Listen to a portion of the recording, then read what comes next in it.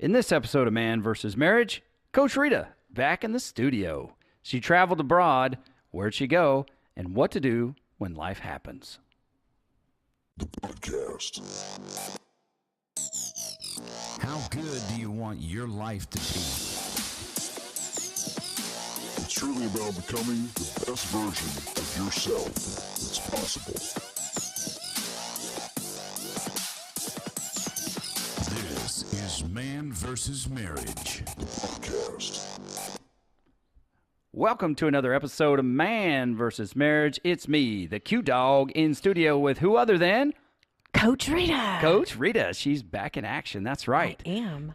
So, Coach Rita, just to jump into things here, you've been gone for the last few episodes, and I already know, but I'm sure our listeners are eager to find out Where have I been? where you been and what's been going on. So why don't you tell us what's happening?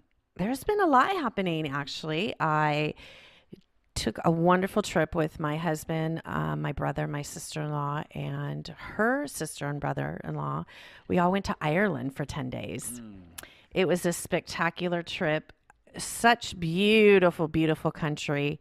The people there are just, oh my goodness, they're just so hospitable and so welcoming, and just a wonderful, wonderful time. I can't even express what a great time. Lots of laughs, lots of Guinness, lots of Jameson. Just a great, great trip, and just experiencing the culture and seeing all the beautiful, beautiful landscape. I've never seen anything so green in my life. Is that right? Yeah, it was just a gorgeous, gorgeous place. So we stayed in, anybody familiar with Ireland out there?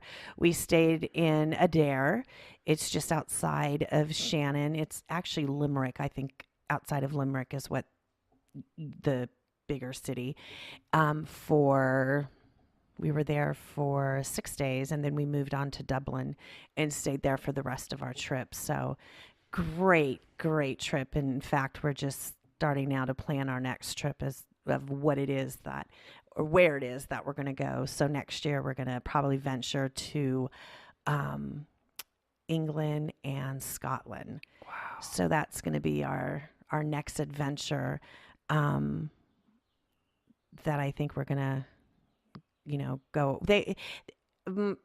We wanted to try to go to Italy. I've been to Italy before, so I just wanted to try, go somewhere that none of us have gone before. Sure. So, it was great. It's great to be back. Definitely.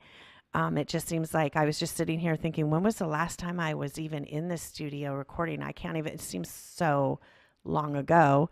But it was only in January. I was thinking it was like November, December. That's how long it feels like I've been away. And then unfortunately, life does happen. And when we were coming home from Ireland, we got news that my mother-in-law was very ill. And I have been her caregiver for 8 months.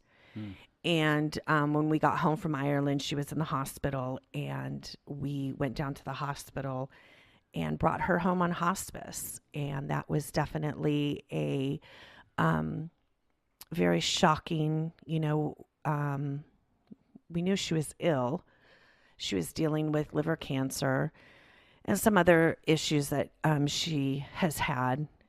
And it just went really, really fast. Yeah. So we brought her home on a Wednesday, and, home to hospice and dealing with all of that, and all us kids jumping in and taking care of her 24/7. And then she passed away on Tuesday. So she really, from the time we got home from Ireland, and I'm honest, just like within the last, I want to say, week is when I finally started feeling normal. Yeah. Because so much has happened in such a short amount of time. Just coming home from Ireland, just the time change, the time zone really just threw me, and then getting thrust into everything that we were getting, thrown in, taking care of my mother-in-law and then her passing, and, just having to walk through that. And then now caring for my father-in-law, and he is 92. So it's just been not that, not to say, like, okay, life happens. It's putting life on pause for a moment. Right. It's just tapping out for a moment and saying, I just need a minute to regroup, to reshuffle some things around, and just really, I think it was an eye-opening experience, because death is such a interesting thing. Right. It's a very interesting thing. It brings the best and the worst out of you. And you could take it as an opportunity to learn from it and to grow from it. And that's what I chose to do in the midst of the chaos that, when life happens, things happen, and you could either choose to allow it to suck you up and totally destroy you, or you could choose to say, I'm going to get some takeaways from this. So, in doing that and just seeing the whole process of caring for my mother-in-law and her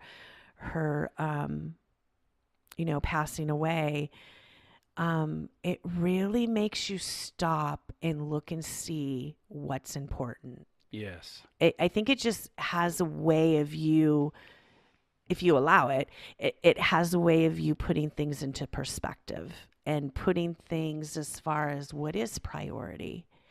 I saw my mother and father-in-law walk through this together. And one thing that I was so impressed upon is my father-in-law constantly saying, I'm going to cry. And I thought I was really good. You are really good. Go for it. I made her a promise, and he stuck to his promise all the way to the end, from the very beginning of their vows, that Wow. it's through sickness and through health, through the good, the bad, through everything. I'm going to stick through this to the end. And that's all he kept saying. That's all he kept expressing. This is my commitment.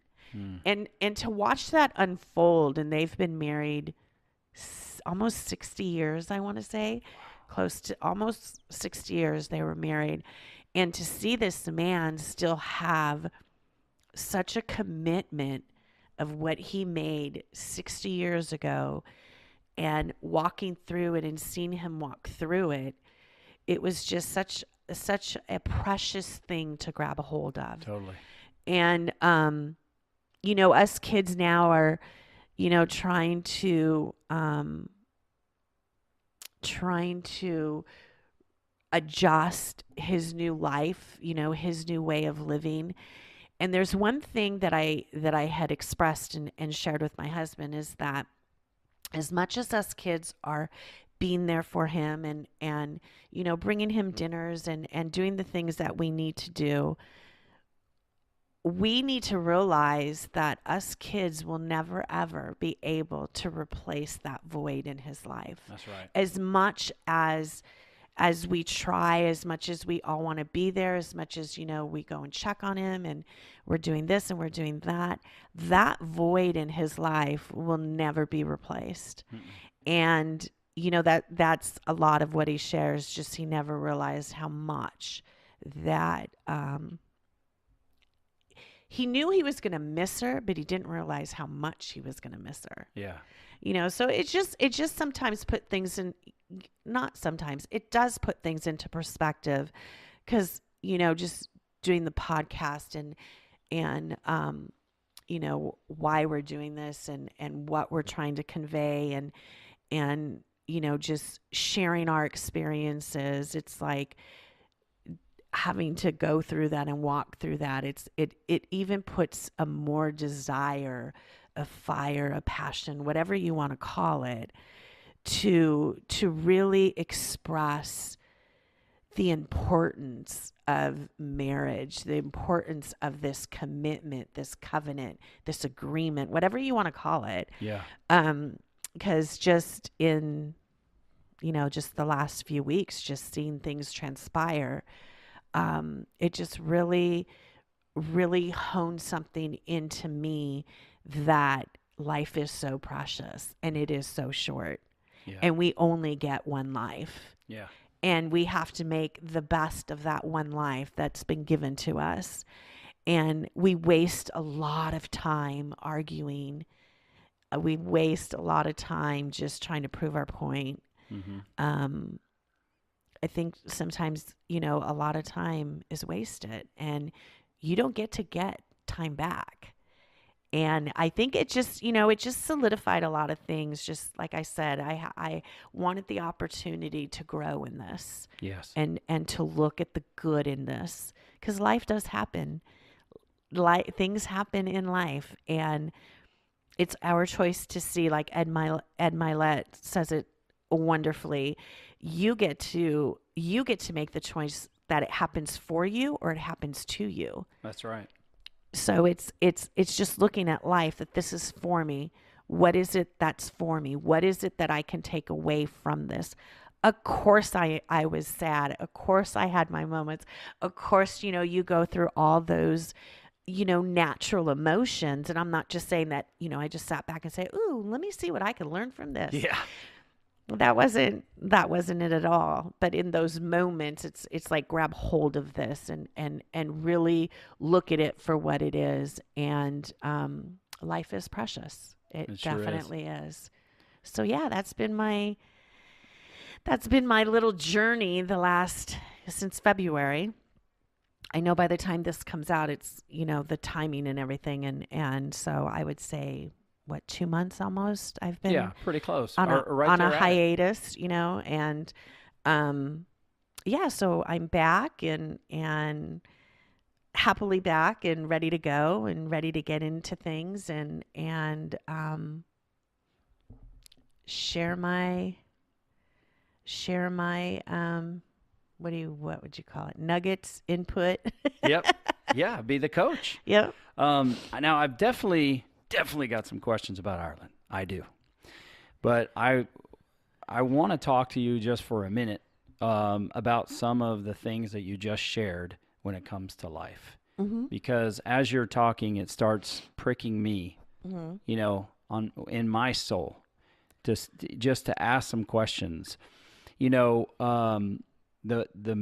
first question I have, and I think this, if you know how to answer it, can maybe help somebody that's listening right now, Mm-hmm. because maybe they've gone through the same thing, or maybe it'll prepare them, because we all have to go through these types of things. Right. How did you work through going from such a high of going to Ireland and visiting this great culture of people in these beautiful landscapes and making new experiences with your husband and your brother and Guinness and Jameson, and you get all the highest of highs in your Yes. life, and then coming back and experiencing such a low point. Mm-hmm. Those are two opposite places to be. Very much so. What did you do? I remember you saying that, when you came back and we were talking at church, that you and Bill were both still trying to find a place to land. Mm-hmm. Because you kind of didn't feel like your feet were on the ground with this Right. whirlwind of emotions. Mm-hmm. How did you work through that? Or have you worked through that, of going from such a high to such a low place where your heart is kind of broken? Right. How'd you do it? I think it did slap us in the face for sure because, like I said, we were so sleep deprived. And I think the caregiver in me, the nurturing part of me, I can take care of everything rises to the occasion. Yes.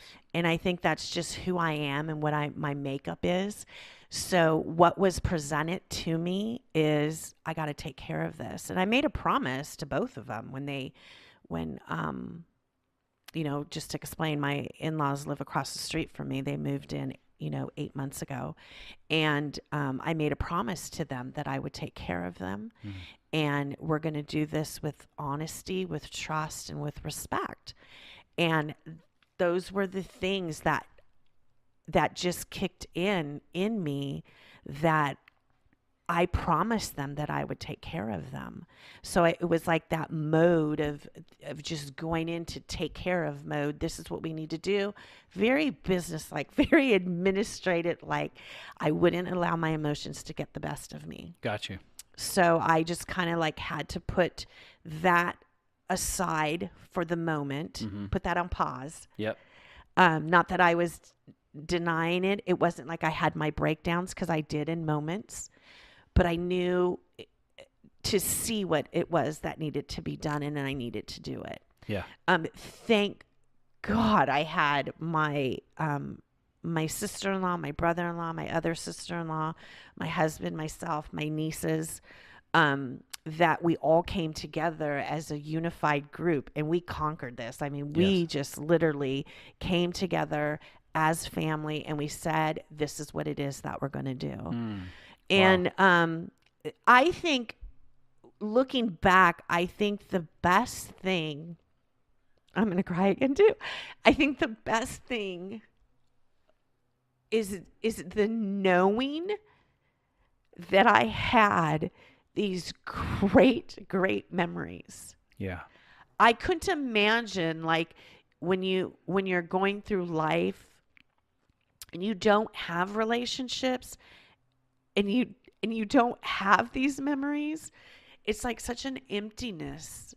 But I had these wonderful memories of my mother-in-law, of just camping, barbecues, raising my her grandbabies, which her grandbabies are everything to her. Amounts of pictures. I mean, it was just this overwhelming feeling of love, of these memories that I have, that pushed me through it. And that's something that, even now that she's gone, I have something that, not that I literally can physically hold and touch, but it's so imprinted in me. Yeah. Of these wonderful memories that we have as a family, and just doing different things that we've did. Travel. Her and I traveled together a lot. Oh, really? Just her and I did. Yeah. Going to Hawaii, going to Canada, just different fun things that we would just do. So, to answer your question, I think it's like a lot of things that I chose to create helped me in those moments of despair, chaos. Life happens. Life things in life are hard. And a lot of times I don't think people give themselves the skills or learn the skills to get through life. Yeah. So, that's definitely one thing that I'm a huge advocate about, is gaining those skills that you need, because life does happen, things do happen, and you have to learn how to overcome those things in the moment that they're presented to you. Right. Or, like I said earlier, I just push pause. I didn't stay there. Like, I'm back in the studio. Like, I'm not staying in this place where I'm not ready to engage life again. Yes.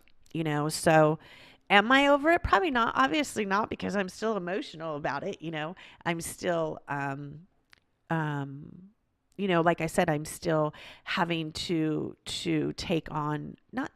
but still having to be here for my father-in-law. So there's still a lot of parts to this moving thing that we're learning how to do right now. Have our feet, got planted. Yeah. And I think the best thing we did was we went out to dinner with, my brother, my sister-in-law, and the other couple that went with us to Ireland, and we reminisced and we redid Ireland again. And I think that helped us Yeah. kind of like just remember this awesome time that we had before all of this, tragedy happened in our lives. So we got to kind of reconnect there, which I think is important too. Yeah, absolutely. And I think happiness can help you cope with hard times. Yes, if you will. definitely. It'll help you. It'll just help. It'll hold your hand through it. Mm-hmm. Because I don't know if you ever really get over losing a loved one. Yeah, I don't think so. And how could you? Because that's a special place in your heart. There's a tie in that Right. in your heart for that person. Right. One of the most difficult things to do, and I've talked to my dad about this, as I was growing up, two of the strongest, toughest people I ever knew was my papa and my grandpa. Mm-hmm. Period. Like these That's guys, it, right? these are the guys, Right. And it's a hard game that life plays, Mm-hmm. because you come into this world helpless. And the more that time goes on, you start to become a little more helpless, and you see Yes. these heroes in your life Mm-hmm. that start to diminish a bit. And that in itself is hard. And the only thing I can relate it to, thank God you've developed yourself in such a way where you know how to work through these very traumatic. It's traumatic, It is. Sometimes it's sudden when somebody passes. Mm-hmm. I don't want to gauge it here, but it's hard to watch somebody just not waste away, but somebody diminish Yes. and then pass on. Right It's before very your difficult. eyes. But thank God that you've taken the time to develop yourself and your skills. I mean, you jumped into mom mode, boom, you were there. Yep. You can pause when you go into mom mode, Mm-hmm. and that'll help keep you distracted in such a way Right. until the mistake that a lot of people make is they pause there and they never go back Exactly. and work through that. And Right. Jeannie and I did that a lot Mm-hmm. when it came to our kids and their health issues and the traumatic events we went through. I don't know if anybody listening has ever come upon their child seizing. You talk about a traumatic event, there's nothing I can't even you imagine. can do to help You're so that helpless. child Yeah. or that person. You feel helpless. Yeah. I looked at the ceiling and started screaming at God. Where you at, man? What's Right. going on here? Right. And then to see your child hooked up to machines, they have to get on a helicopter, they have to fly 100 miles away. You have 7 other children that are expecting you to be mom and dad. This child is, when they're conscious, expecting to have mom and dad. So what happens is you pause these emotional places, and then we never went back to them. Right. And we never dealt with them. We never worked through them because we hadn't had the benefit of preparing ourselves. Like, you can never prepare yourself for that, but you can prepare yourself for how to process difficult emotional circumstances that happen, because they happen to us all. All the time. And Gina and I realized that after we started going through coaching. It's like, look, we have never gone back. I mean, Hannah had nearly plus or minus 20 of these events happen with her shunt failing and having to have brain surgery to replace it, seizing, us going to UCLA. And when you're there and you're face to face with a neurosurgeon and you're making demands to somebody who does this as a profession, Right. you cannot be emotional about what's happening or you'll fail. And then what you know about your child is not going to get fixed. Right. And I've had to go face to face with a neurosurgeon and say, I don't care what your machines are telling you. I know my child. My wife knows we know. Right. But when you come back, the 7 other kids are still there. Right. And you've been gone. So it's like you don't have the luxury of dealing with the emotion in the moment if you're not intentional about setting time aside to do so. Exactly. And we didn't learn that. I think in this case for you, it's not, I don't know if you did it. It's probably something I would do, stand in the mirror and say, you are Quincy Moran, you have a podcast. I am Coach Rita. Here is how I will do it. No, because you're actually a human being. Exactly. And you can take a minute to step out of your situation and say, here's what's needed for now.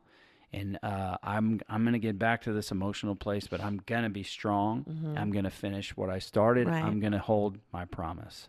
And like you said, there's a second half to that promise that you're working through now. So I honor you for that. It's got to be extremely difficult to go from such a high to being devastated by the loss of life. So I honor you for that.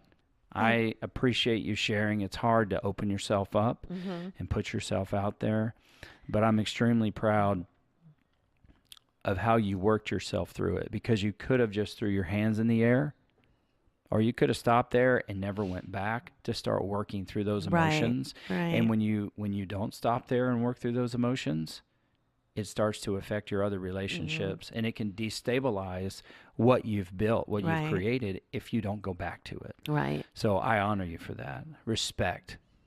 Thank you. That's the hand of Thank you. respect right there. I think sometimes in moments like this, it's giving yourself permission to not be okay. Like, Yes. I'm like, when people would say, "How are you doing?" It's like, I'm not okay, and that's okay, you know. And it's just giving yourself that permission just to take what it is that you need in the moment. Whether, you know, everybody grieves different. Right. Everybody grieves loss differently. And we just have to respect that and honor that. And however, just because I may be on the other side of it doesn't mean that someone else in our family is still working through that. And I still have to be respectful and be understanding. So it's just such, like I said, death is such a, it's such a, I don't even know what even word to put. I don't know the word either, but I feel, you know what I feel mean? what you're It's saying. just, Yeah. it's just, I don't want to say like such an odd thing, because it's not, but it's just peculiar, Yeah. in all the dimensions of it. And, you know, it's really, you know, listeners out there, if you're grieving, it's allowing yourself and giving yourself that permission to go through it however you need to go through it.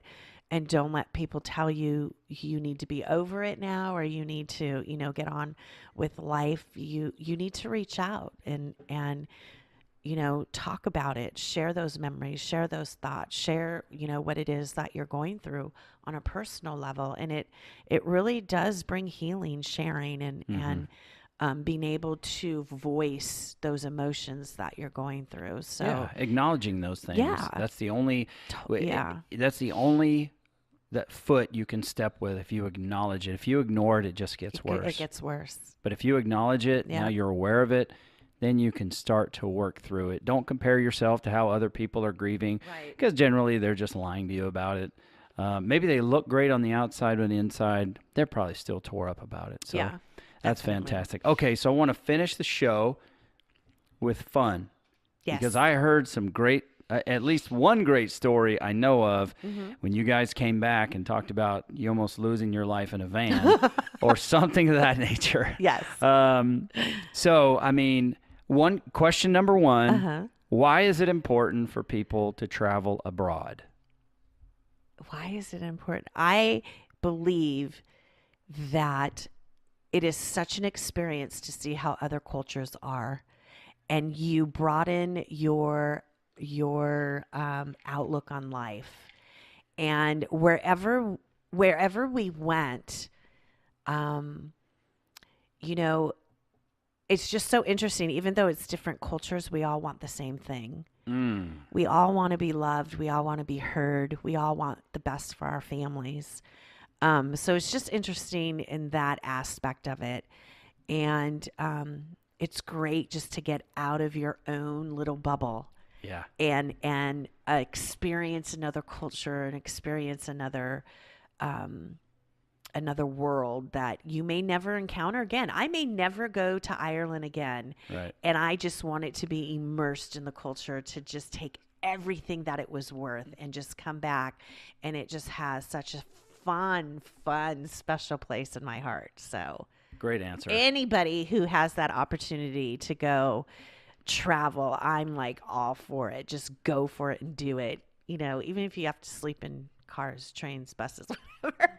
Just do it. Yeah, just do it because it's so worth it. Definitely experiences that no one can ever take away from you. No. You'll take those all the way. Yes. All right. Give us a quick synopsis of the funniest story you can think of about Ireland, and then we'll get out of here. When you go to the castle of Barnley, you kiss the limestone. Legend has it when Queen Elizabeth came in, she was taking everybody's castle, their kingdom, and this one king, he wasn't going to do it. And he persuaded her not to take his property. So legend has it, you kiss the limestone there at his castle, and you get the gift of gab, the gift of influence. So what you have to do, you have to climb up this. I'm sure a lot of people have heard about this. You have to climb Blarney, up. Kissing the Blarney Stone. Is that what it is? Yeah, the limestone. So you know me, I'm just a little loud. Climbing up, up like it's 5 stories, I believe. And what you have to do is lay on your back, lean all the way out, and kiss this part of the castle. Well, in doing all of this, I'm the loudest one. I'm like so scared of doing it at first. So I'm just screaming the whole time I'm doing it. I can imagine that. And these 2 Irishmen, one who takes the picture and one who helps you, do it, are just laughing at me. Just can't even believe like I'm just making a huge scene because it's scary. Like it's scary. So in it all, it was just so fun. But when I got up, like after I kissed the stone and everything, and I didn't even go far back enough, they had to keep pushing me to go back out, to really kiss the stone. So when I got back up, everybody that was in the castle came out of where they were at, like on this platform, to see what was happening. Because I think they thought someone fell. Who is this Yankee? Exactly. Was it a Yankee? Exactly. Screaming? Exactly. So it was hilarious. It was funny. It was just, I had the best time ever. It was great memory. Had everybody laughing in the castle like, oh, she's just kissing the limestone. Like, they just literally thought I fell because I was making such a big deal, but all emotions, so Yep. I think I got the gift of gab and the gift of influence. I think you had the gift of gab before you went there. That's what they say. I loved following your journey on Instagram and all the pictures you put up. So we had a blast. Thank you for sharing that with us. Yes. And thank you for telling us about your exciting adventure of kissing the Blarney Stone. The Blarney Stone. Oh my gosh. Yes. Well, it's been a fantastic episode. Welcome back to the studio, Coach I am Rita. back. Yes, thank you for sharing your experiences on what to do when life happens. It really, I know it encouraged me and helped me. So I just appreciate you for putting yourself out there. We're not normal people. Normal people don't do this kind of stuff. So, hey, we'd love to hear from you after this episode, and we would love to connect with you. So if you would, email us at coach@manvsmarriagepodcast.com. That's coach@manvsmarriagepodcast.com. Connect with us on Facebook. That's where we got videos, tips. We started a community there where we could reach out and touch one another digitally. And that is at MVSM Podcast. Come check us out. Until the next one, go do it. The podcast. How good do you want your life to be? You gotta live on purpose, for a purpose. It's truly about becoming the best version of yourself that's possible. This is Man vs. Marriage, the podcast.